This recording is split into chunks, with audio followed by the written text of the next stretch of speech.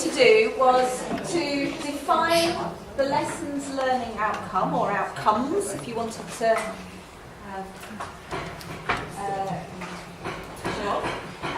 the tools that you're going to use, the resources that you've decided to use, and your assessment strategy. And we talked about this being the middle level, so likely to be concerned with summative assessment. Summative assessment is the assessment of learning rather than formative assessment, which is assessment for learning. Although I know that lots of you have put some really nice formative assessment in there as well, and that's brilliant. I asked you to structure as you wanted to on the piece of paper and create links between the different aspects of your design. So clearly articulated links between your outcomes and the activities and the assessment. Okay.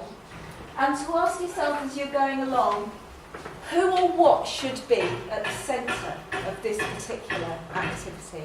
And just take a look at your designs and see what's in the see where everything points to. Is it the learner? Is it the activity? Is it the tool? So think about what the pedagogical impact, so the impact on learning and teaching of the tools and the resources that you've chosen. Does your choice of the tools mean that there's going to be a lot of collaboration and communication? Are the tools that you've chosen, does that mean that there's going to be a lot of individual or pair work and thinking? How will students work together? And what are you hoping will happen in the activity? And what might the challenges and barriers be within that particular context?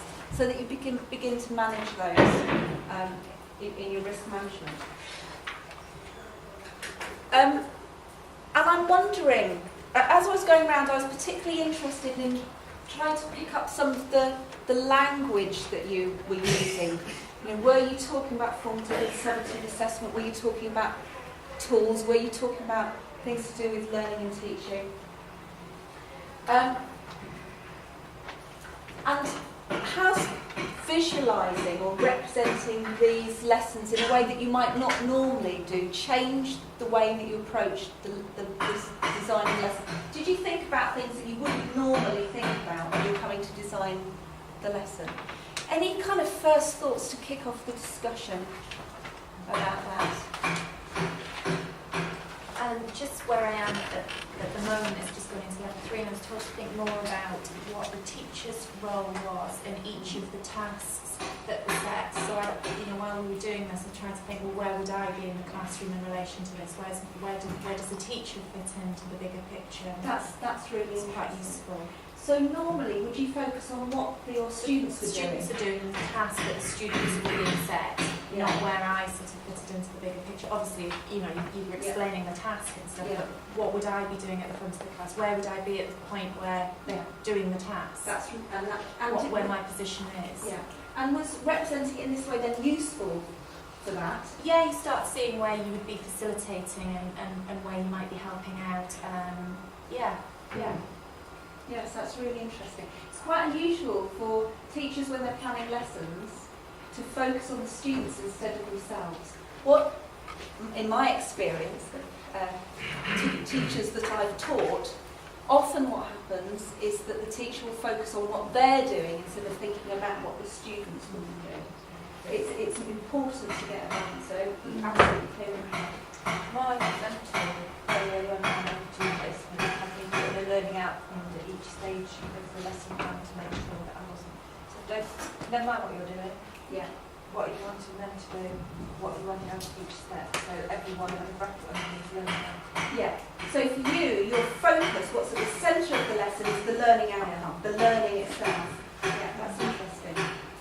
Any other thoughts? Yeah. Well, one thing I noticed right away, most of my lesson plans I've done before have always been on page paper, it's been linear. Yes. Because you put on here, we can actually have options, like there's 3 different routes in there. Yes. It makes it so much easier to see the differentiation, and also to have like little question marks saying, for example, one question here is, do they already know it? If they do, then change the direction. And it's much easier to see the bar chart than, I say, a standard lesson plan.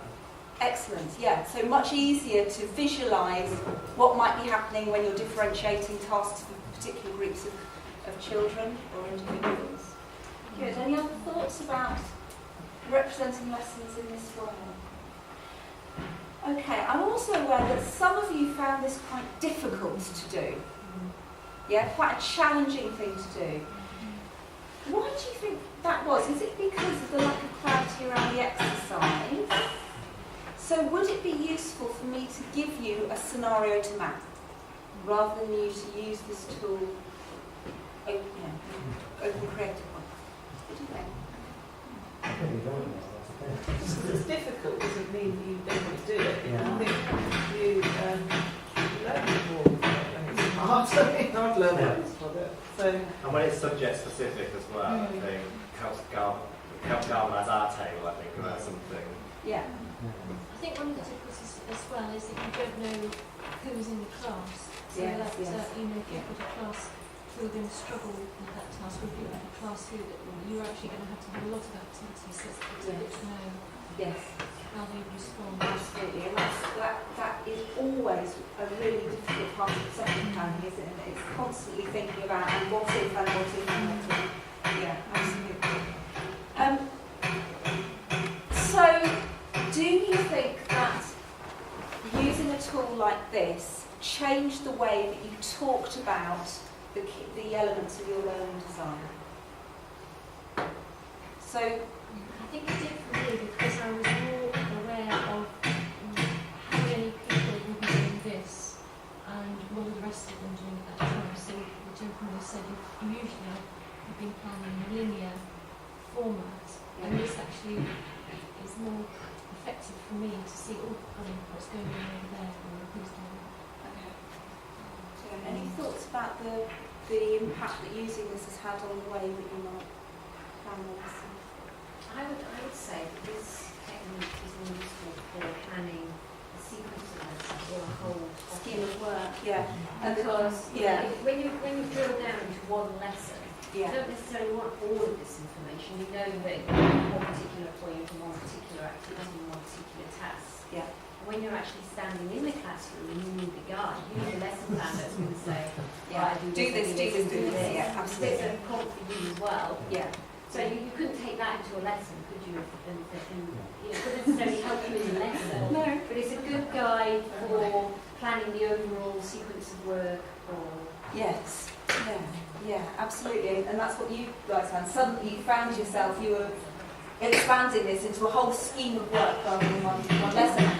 And to some extent, this is what this table found here. That you realise that actually a certain amount of knowledge or teaching and learning needed to happen before this lesson, and this visualisation was useful in identifying what it is that students needed to know before they came into this lesson, and having a visualisation like this can highlight that.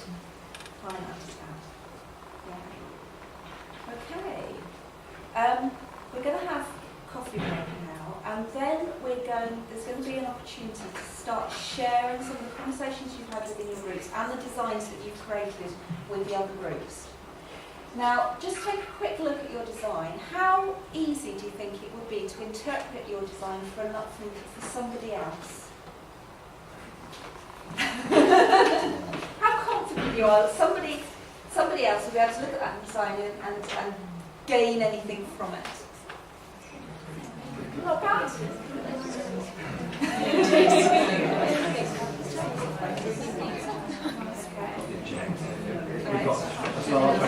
Okay, so what we're going to do when we come back from the break is get our learning designs into a state where they can be easily shared with other people. We're going to spend some time, probably about half an hour, doing that, pulling everything together, finishing bits off, tying up loose ends, finishing discussions, and then there'll be an opportunity to share designs and share learning within the whole group and externally on campus if you want to. Okay, so hopefully there's coffee outside.